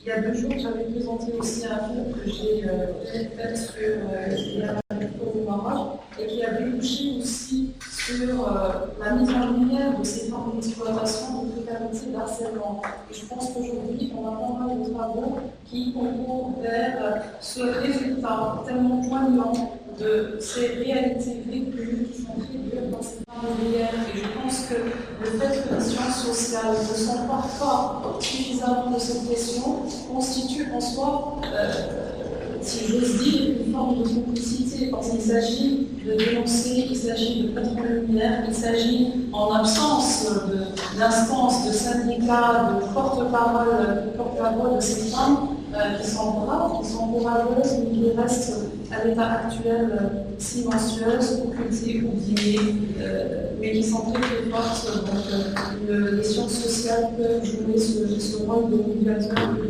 relais. Je te remercie pour cette présentation. Donc, j'ouvre le débat, on va voir les yeux. Oui, donc il y a énormément de questions. Donc, je note la liste des questions. Et donc, je remercie là aussi les étudiants du master qui sont présents et aussi les thèses et les doctorants en géographie, en histoire et en sociologie. L'interdisciplinarité est présente aujourd'hui. Je tiens à remercier aussi d'avoir accepté l'invitation mes collègues. Et je remercie aussi les étudiants, notamment ME et ME. Voilà. Pour la migration, cette migration circulaire, c'est une sorte de convention entre l'ANAPEC et l'ANAPEC, et qui a pour objectif le contrôle de la migration des femmes saisonnières pour lutter contre l'immigration clandestine, la mise en place des règles et lois traduites par des étapes institutionnelles entre les 2 organismes pour contrôler la situation de ces femmes qui à chaque fin de période, le contrat se trouve dans l'obligation de revenir dans l'incertitude, en ambiguïté en ce qui concerne leur situation. Puisque au travail, ces lois ne portent pas en elles-mêmes des conditions favorables pour une migration clandestine. Et en même temps, pour ces femmes, donc, on va dire qui sont dans le risque de rester sans papier.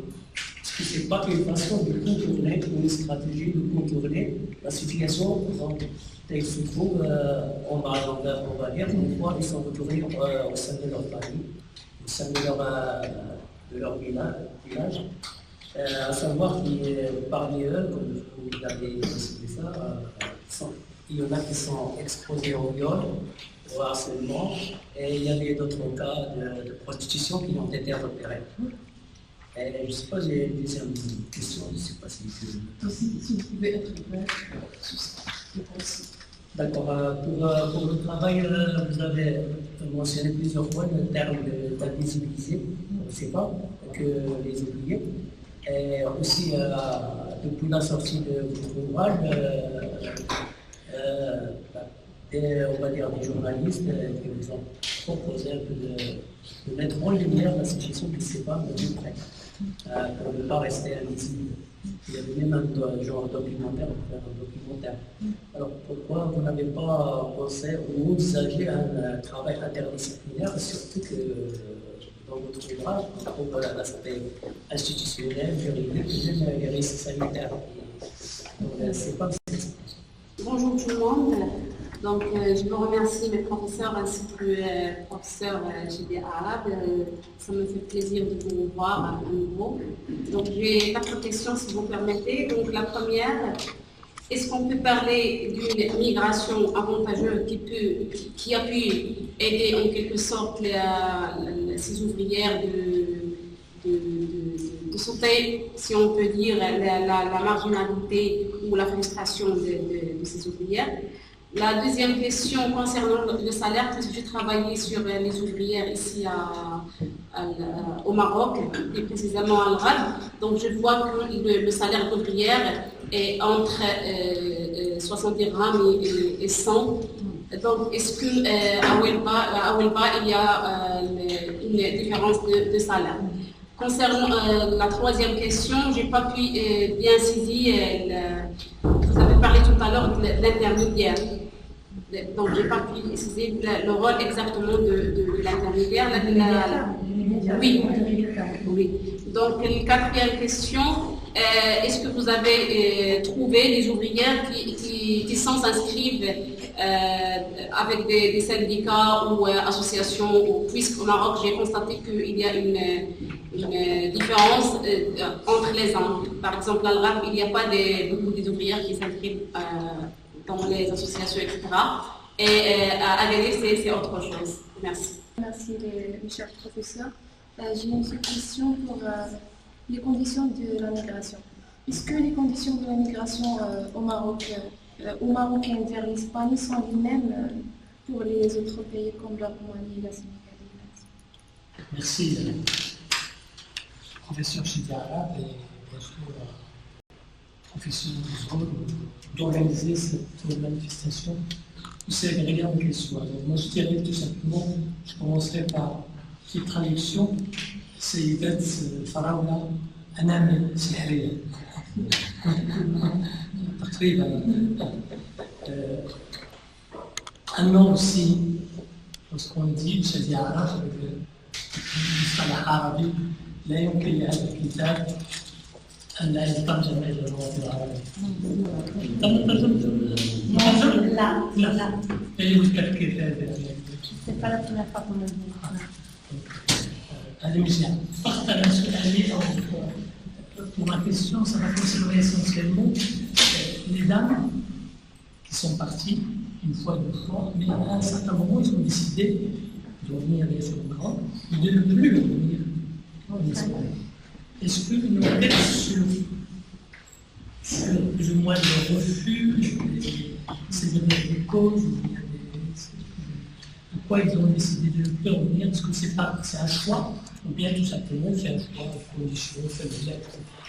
C'est vraiment un choix personnel parce qu'ils ont décidé de ne pas revenir, pour quelle que soit la raison, parce que là-dessus, il y a une voilà, merci. Mots à propos de sa carrière et de son travail sur l'immigration. Bon, c'est plutôt que le cas de l'immigration n'est pas comment dire. Il y a beaucoup de phénomènes, j'ai beaucoup d'angles pour voir ce phénomène. Donc, je vais sociologie et l'histoire de l'enseignement. Bon, je ne vais pas question à poser à un grand spécialiste du domaine, je vais jamais le faire. Il y a des thèses que j'ai faites sur l'immigration des Italiens, la communauté d'origine. Et après, il a su voir d'autres sujets ou thématiques liés à l'immigration, loin des impacts sociaux, économiques qu'on a étudiés avant. Il a su voir le thème des Canada, par exemple, qui est très intéressant et qui existe encore aujourd'hui, et puis bien sûr, les femmes de l'immigration qui a été ici. Des dames de frères.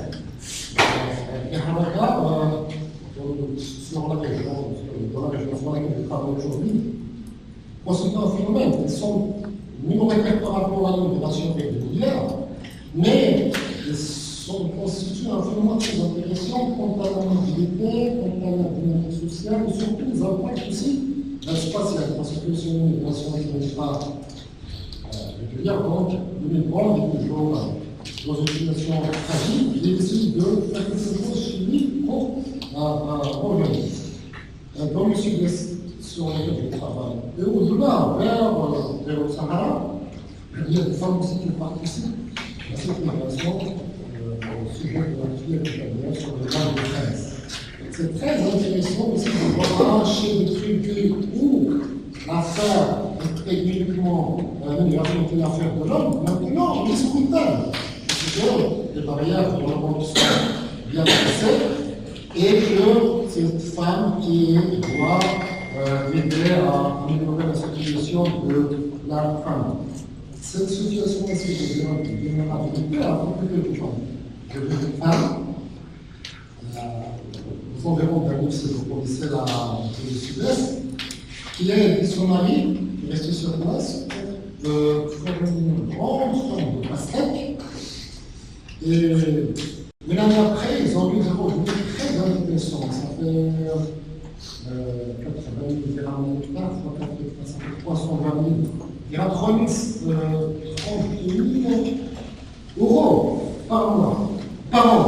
C'est très intéressant. Quand on regarde les modestes revenus de l'immigration du champ, le travail du champ de nos frères en Espagne, il a pu faire son migration là où il est, un exploit très intéressant. Pour moi, on peut multiplier les exemples.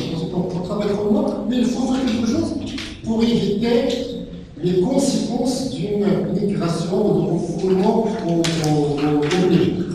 Je vous réponds ça. On les élus, qui sont parmi nous, qui sont de Beaumois, ils ne présentent jamais un sujet sur l'immigration. Allez-y, il y a du pain sur la planche que vous pouvez mettre des thématiques à merci, je suis content de vous. Ma question, c'est une petite question, je ne ferai pas de commentaire, mais je trouve qu'il y a ça ouvre des pistes extrêmement intéressantes et je trouve aussi que le fait de suivre les itinéraires, c'est-à-dire le travail de recherche, ça incite à poser un certain nombre de questions. Par exemple, au niveau de la migration, enfin, je vois par exemple entre 2002 et 2007, les Romains, ils étaient la première migration. Qu'en est-il maintenant? Je ne sais pas, est-ce qu'il y a des changements à ce niveau-là au niveau de la composition. Deuxième, bon, je vais peut-être sur le fait de voir qu'il y a pratiquement 50% de divorcés, 50% de mariés. Quelle perception du statut d'être marié ou d'être divorcé dans le collectif des travailleurs à l'échelle, parce que ça, j'ai étudié un peu ça dans d'autres zones, j'aimerais bien savoir comment ça se structure. La deuxième chose, c'est comment elle se structure même sur le champ du travail, dans l'action, est-ce qu'il y a des formes d'organisation, par exemple, qui sont mises en place, et là, je crois que c'est intéressant un peu de nous éclairer. Et peut-être même si on raisonne sur 25 à 30% de fuite, peut-être ça aurait été intéressant de voir aussi même par rapport à ces deux variables qui sont quand même extrêmement importantes, divorcés, mariés et autres. Après, c'est les mariés, comment elles ont négocié un contrat avec leur mari avant de partir. Et je crois que ça, c'est intéressant d'avoir quelques éléments, surtout quand on laisse des enfants de 5 à 6 ans donc, qui s'en chargent. Bon, rapidement, et donc la dernière médiatisation, par exemple, des problèmes d'harcèlement, etc., j'ai eu à échanger avec un certain nombre de femmes. Il y avait une inquiétude terrible de ces femmes-là. Elles se disent peut-être à cause de ces parleurs, allez, je vais dire ça, ces parleurs, ces journalistes, ces médias, etc., ils vont nous couper la source de survie. Qu'en est-il? Merci. Une question plutôt, ça sera plutôt direct en fait. Il y a un livre qui est sorti il y a 2 ans qui s'appelle Les Invisibles. C'est une enquête faite en Corse sur à peu près le même circuit, cette fois-ci masculin. C'est de Lisa. Oui. Les Invisibles. Mais c'est plutôt. Non, je sais pas. Migros en Corse. Oui, exactement. C'est un journaliste en fait qui a fait ce livre. Ce livre en fait, c'est une enquête en fait judiciaire qui commence avec la mort plutôt le meurtre d'un Marocain qu'on trouve meurtre. Et du coup, en fait, on ne s'intéresse plus à ça et le journaliste commence à ouvrir. En fait, j'ai acheté le livre pour mes vacances d'été. Et au début, en fait, j'ai lu 2 pages. Et je dis, mais ce livre-là, je le finis ce soir. Et c'était vraiment passionnant, parce que c'est une enquête policière. Et ça travaille essentiellement, en fait, je déteste lire les vacances. Et du coup, je l'ai découvert. Et ce qui est intéressant, c'est que ce livre revient sur quelque chose qui me ramène à poser la question. Parce que quand je lis ce livre, il montre en fait toute la filière de corruption liée essentiellement aux modalités de recrutement au sein du ministère de l'Emploi, à l'appel du ministère de l'Emploi au Maroc, avec le réseau français. Parce que même quand il y a ce meurtre et tout, on découvre en fait que quand le journaliste il va voir le responsable de la délégation française de travail, lui dit que les conditions de travail des Marocains sont très esclavagistes. Le responsable lui répond, c'est comme ça et pas autrement, sinon c'est toute la filière de Clémentine qui va s'éloigner. Or, quand je t'entends parler, tu dis par exemple, en fait, c'est le mec de l'ANAPEC, il est parti voir la dame, il dit cet appel correspond parfaitement à toi, bien. En fait, ça donne en fait un processus de transparence parfait et idéal, en fait, où toutes les femmes elles sont à égalité de chance. Ils vont déposer leur dossier, etc. Voilà. Or, moi j'aimerais bien savoir en fait tout un système de corruption qui se fait en fait derrière cette sélection de ces femmes, où l'esclavagisme ne commence pas en Espagne, commence essentiellement au Maroc, et comment en fait cette chaîne, en fait, cette femme soumise en Espagne, n'est qu'en fait la continuité d'une soumission d'un système de corruption, parce qu'on sait qu'il y a le Qaddam, il y a le Khalid, et on sait que c'est un système extrêmement corrompu, fondé sur le retour d'argent, sur des échanges de sexualité, sur plein de choses. Donc, moi j'aimerais bien en fait un peu vous entendre là-dessus. Merci pour cette présentation très intéressante.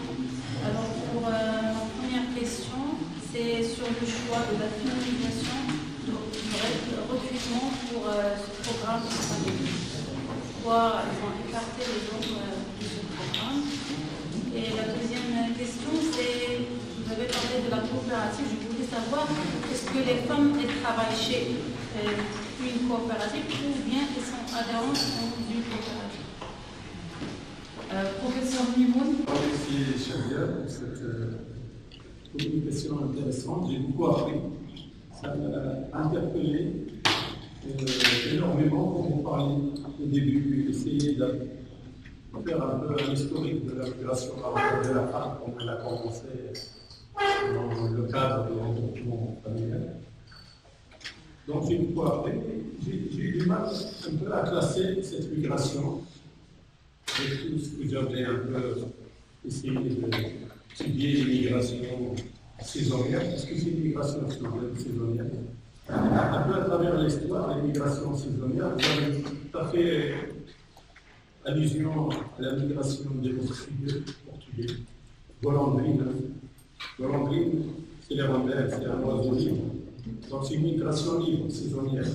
Les Espagnols qui partaient travailler en France, c'est une migration. Alors là, c'est une migration organisée, avec beaucoup d'institutions qui interviennent, mais ça reste encore un peu flou. Ça va parler de l'esclavage, de la corruption, mais moi je m'interroge sur est-ce que c'est un internement en Espagne? C'est une forme d'internement, parce qu'il y avait l'internement des militaires qui travaillaient à l'époque coloniale dans les mêmes conditions, isolés, aucune relation avec la société sur place. Et ça me ramène à m'interroger quelle relation ont ces femmes avec la société espagnole. C'est connu en Espagne, las Filipinas, ces femmes qui viennent de la Philippine, qui travaillent dans ces migrations que j'appellerais invisibles ou silencieuses, à tel point que quand on dit une bonne en Espagne, on fait référence à la Philippines. Las Philippines qui travaillent dans les maisons. Les hommes sont dans les pays grands. Ça n'a rien à voir avec les Marocains. Personne en Espagne ne parle de ces Marocaines dans la société, dans le vie. On ne les connaît pas. Et pourquoi? Où elle va? Parce qu'on a Almérie, c'est les hommes, particulièrement les hommes qui travaillent, qui sont du Maroc oriental, du Rif. Et là, on choisit Ouelma, mais on évite de parler de la répartition géographique, et a donné répartition milieu rural, urbain, 75, bien de milieu rural. J'ai l'impression que tout a été étudié dans des cabinets, je ne sais pas pour quelle raison. On évite le Rif. Il n'y a pas de Rif. Pour la raison de docilité, peut-être grave, les femmes sont plus dociles. On nous a expliqué un peu au début que c'était pour des raisons les femmes plus libérales, plus ouvertes, etc. Donc il y a plusieurs interrogations à ce niveau. Merci. Propre à ces femmes au Maroc, c'est quand même qui sont très pignants et ça me ramène à la question du critère de sélection parce que il y a eu l'opportunité d'assister à ces entretiens menés pour sélectionner les femmes et au-delà des critères officiels que tu as affichés, il y avait des critères officieux qui sont liés, par exemple, qui sont liés, par exemple, ils contrôlaient les mains des femmes. Elle a contrôler les mains des femmes pour s'assurer effectivement qu'elles sont des travailleuses, qu'elles travaillent dur. Elle contrôlait aussi, elle leur posait des questions pièges, genre c'est quoi la couleur du framboise, donc des questions pour voir parce que c'est des femmes qui avaient l'habitude de travailler dans le domaine des fruits rouges, et donc du coup travailler sur les femmes au Maroc aussi s'impose, et c'est pour te dire le message, j'ai vu sous-jacent, j'ai travaillé ensemble.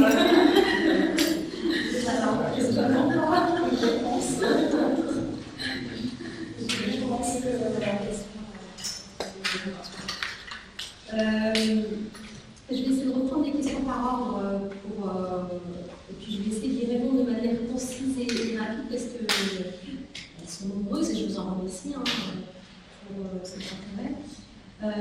J'ai d'abord une question sur la migration circulaire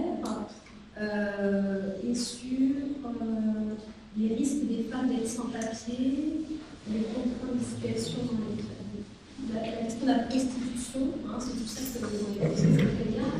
Donc, je voulais juste peut-être rappeler à ce niveau-là que quand on parle de migration circulaire, on est dans un système qu'on appelle gagnant-gagnant, c'est-à-dire que l'objectif, c'est bien que l'Espagne gagne et que le Maroc gagne. Donc, vous avez bien compris que l'Espagne gagnait sur plusieurs volets, et notamment, ils avaient le travail quand ils en avaient besoin, mais pas les travailleuses. C'est ce qu'on a, un sociologue, Alain Maury, s'appelle l'utilitarisme migratoire, c'est-à-dire qu'on a besoin du migrant, du travailleur migrant, mais on ne veut pas qu'il reste sur son sol.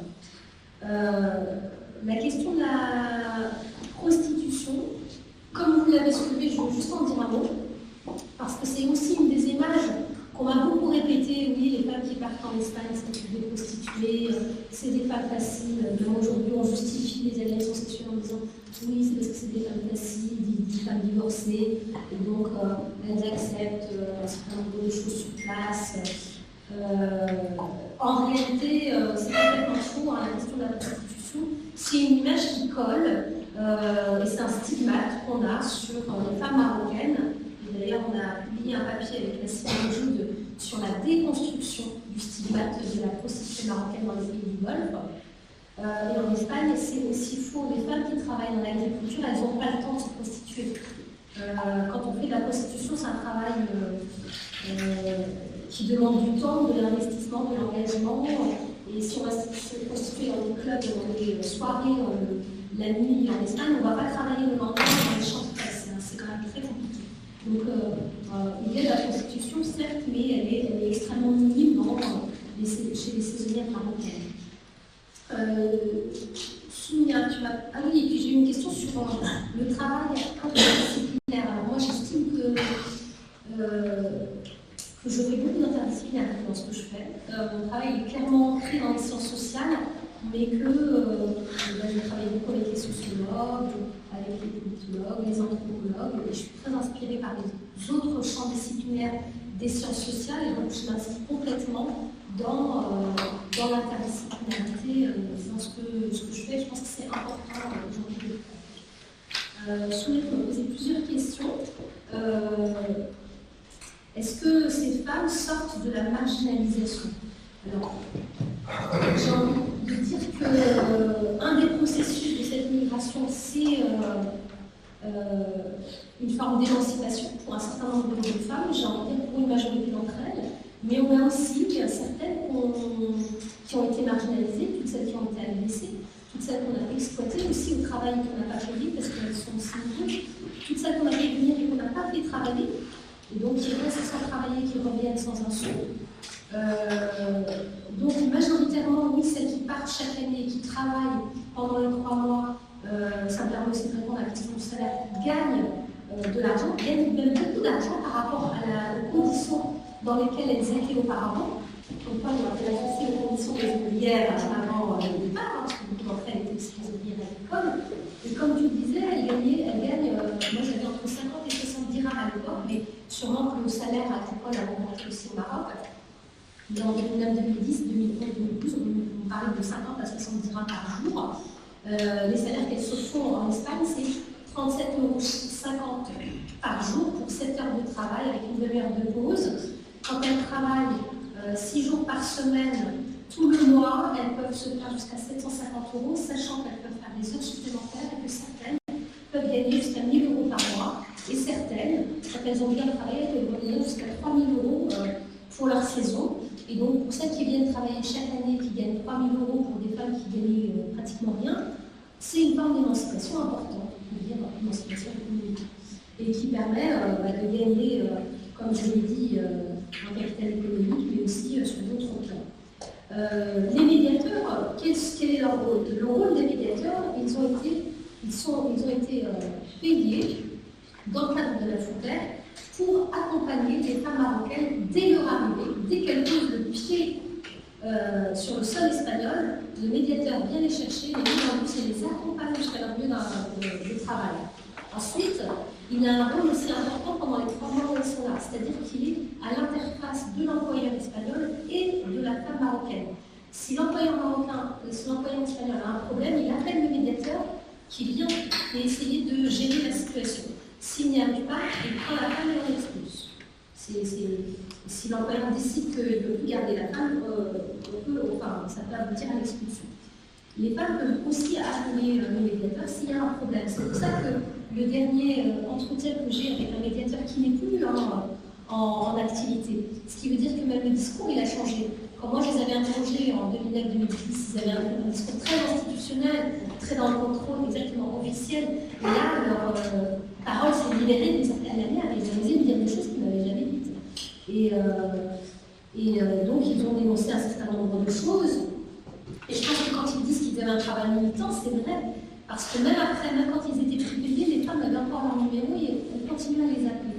Et à partir de 2012, on n'avait plus de médiateurs. Je pense que c'est pour ça que la situation s'est très fortement détériorée. Les employeurs pouvaient exploiter les femmes comme ils le voulaient, pouvaient pour certains les harceler sexuellement et aller beaucoup plus loin avec des chantages sexuels. En contrepartie du fait qu'elles puissent revenir l'année suivante, on leur proposait des échanges sexuels.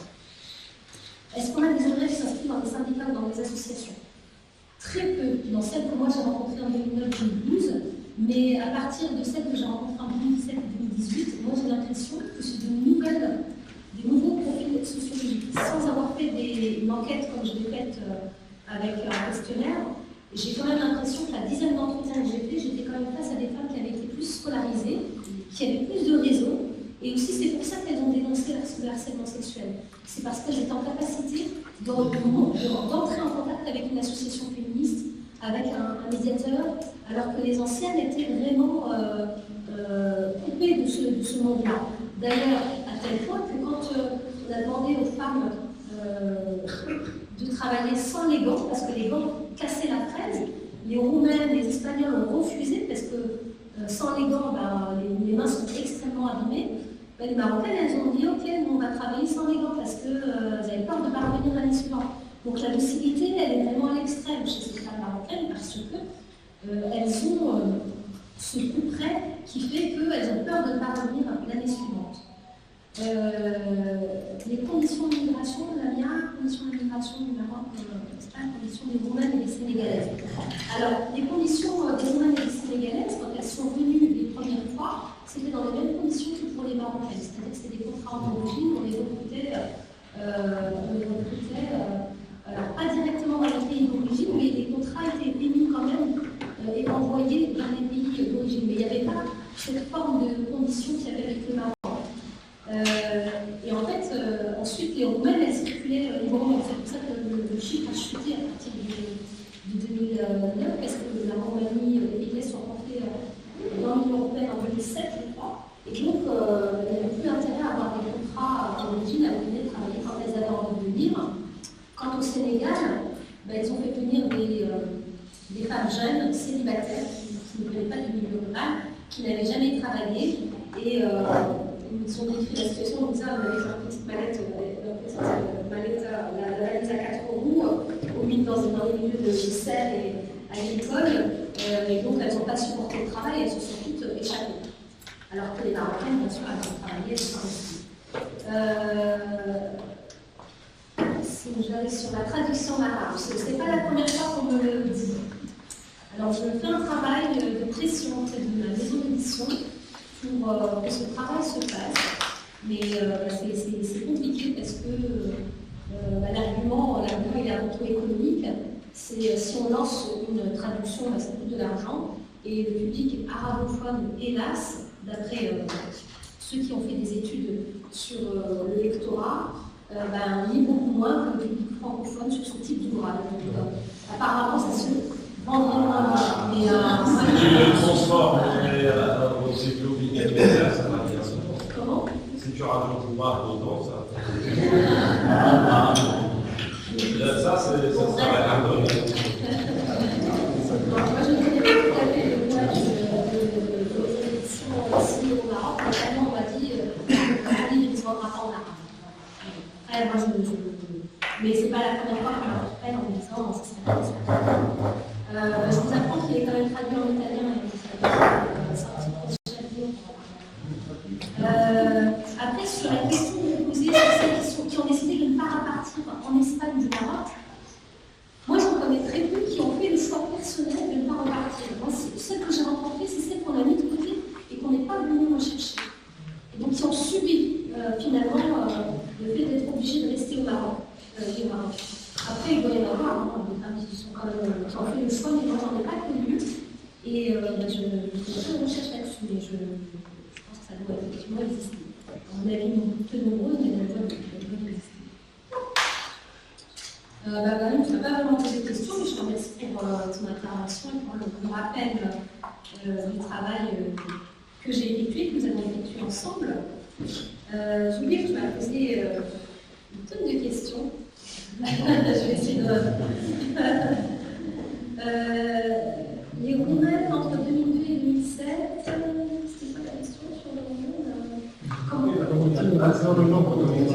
Oui, elles occupaient la vraie place. Aujourd'hui, elles sont très nombreuses. Elles existent encore, mais elles sont vraiment très nombreuses. C'est les Marocaines qui n'occupent pas. En plus, depuis 2 ans, il y a eu un nouveau recrutement très fort de la part d'une volonté espagnole et que le Maroc a accepté. Donc, les Roumaines, elles sont encore là, mais elles sont vraiment très nombreuses aujourd'hui. La perception que les femmes mariées, les célibataires et les divorcés, ça c'est très intéressant aussi, parce qu'effectivement, on avait passé les veuves divorcées qui s'émancipent plus que les femmes mariées, puisque quand elles reviennent, les femmes mariées, elles retrouvent par un certain nombre d'entre elles le statut féminin qu'elles avaient avant le départ, c'est-à-dire les tâches ménagères, s'occuper des enfants, alors que les femmes divorcées ou veuves, elles vont continuer à travailler, elles vont avoir une mobilité géographique qu'elles n'avaient pas avant, elles vont s'émanciper beaucoup plus. Après, il y a aussi des regards péjoratifs qui se fait de la part des femmes mariées sur les femmes divorcées ou veuves, qui disent les femmes divorcées et veuves, c'est des femmes faciles, et les divorcés et veuves qui disent disent les femmes mariées, elles n'ont rien à faire là, elles ont leur mari, elles devraient rester là-bas, elles devraient nous laisser la place, etc. Donc il y a des discours assez intéressants à étudier, à analyser entre les deux groupes. Sur comment elles se structurent dans le travail, en fait, il n'y a pas vraiment de structuration. Elles vont travailler quand on leur propose des heures. C'est la négociation au jour le jour. On prend les plus performantes, donc il faut vraiment bien travailler. Sur ce taux de fuite, tu m'as demandé qui sont les femmes qui restent finalement, hein, c'est ça? Est-ce que c'est plus des femmes divorcées c'est à parmi les femmes du statut marié. Oui, tout à fait. Celles qui restent, majoritairement, c'est des divorcés ou veuves, hein, généralement. Après, j'ai quand même des cas de femmes mariées qui ne veulent plus rester mariées avec leur mari et qui décident de rester. Exactement. Et puis des femmes mariées qui ont négocié avant le départ avec leur mari, qui leur a dit tu restes et après tu nous fais venir, nous et les enfants. C'est très compliqué en général.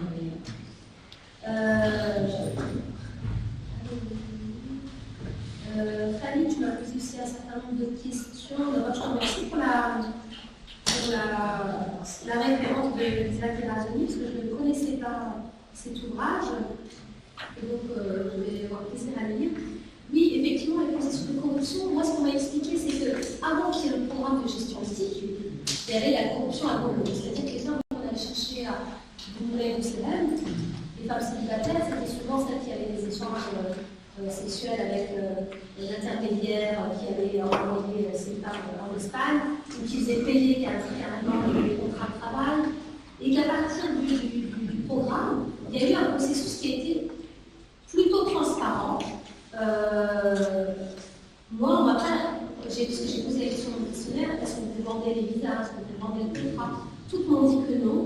Donc je pense que c'est un processus qui a été quand même rendu très transparent et beaucoup plus rigoureux. Ce qui ne veut pas dire que ça n'existe pas, hein, parce que je suppose qu'en plus, à partir de 2012, toutes celles qui ne sont plus revenues et celles des 2500 qui continuent à venir chaque année, à mon avis, il y a eu peut-être des propositions notamment au travers de harcèlement des employeurs qui leur ont dit on a des anciennes qui nous ont dit oui, nous on a accepté parce que pour revenir l'année suivante, il va y avoir des chefs d'employeurs, par exemple. Ce n'est pas la norme, hein, ce n'est pas la majorité d'entre elles, mais c'est arrivé et ça existe.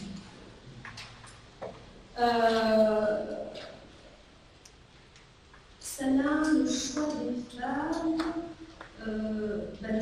femmes, comment se faisait? Pourquoi les femmes? Pourquoi les femmes? Clairement, parce que l'image qu'on a des femmes, c'est qu'on va avoir des femmes douces, délicates, plus dociles que les hommes, qui ne vont pas forcément rester. Et donc, on va plutôt s'orienter vers des femmes, sachant qu'elles auront moins de réseaux, elles seront moins ouvertes que les hommes pour rester ensuite. Donc, voilà pourquoi on dirige sur les femmes. Est-ce qu'elles travaillent est-ce qu'elles sont adhérentes des coopératives? Bien sûr que non. Elles travaillent dans ces fermes, mais elles sont aucunement actionnaires ou quoi que ce soit, elles sont exploitées, elles travaillent, mais elles ne sont pas du tout adhérentes. Nimoun, tu m'as posé une question sur l'internement en Espagne. Effectivement, on peut parler ça d'une forme d'enfermement,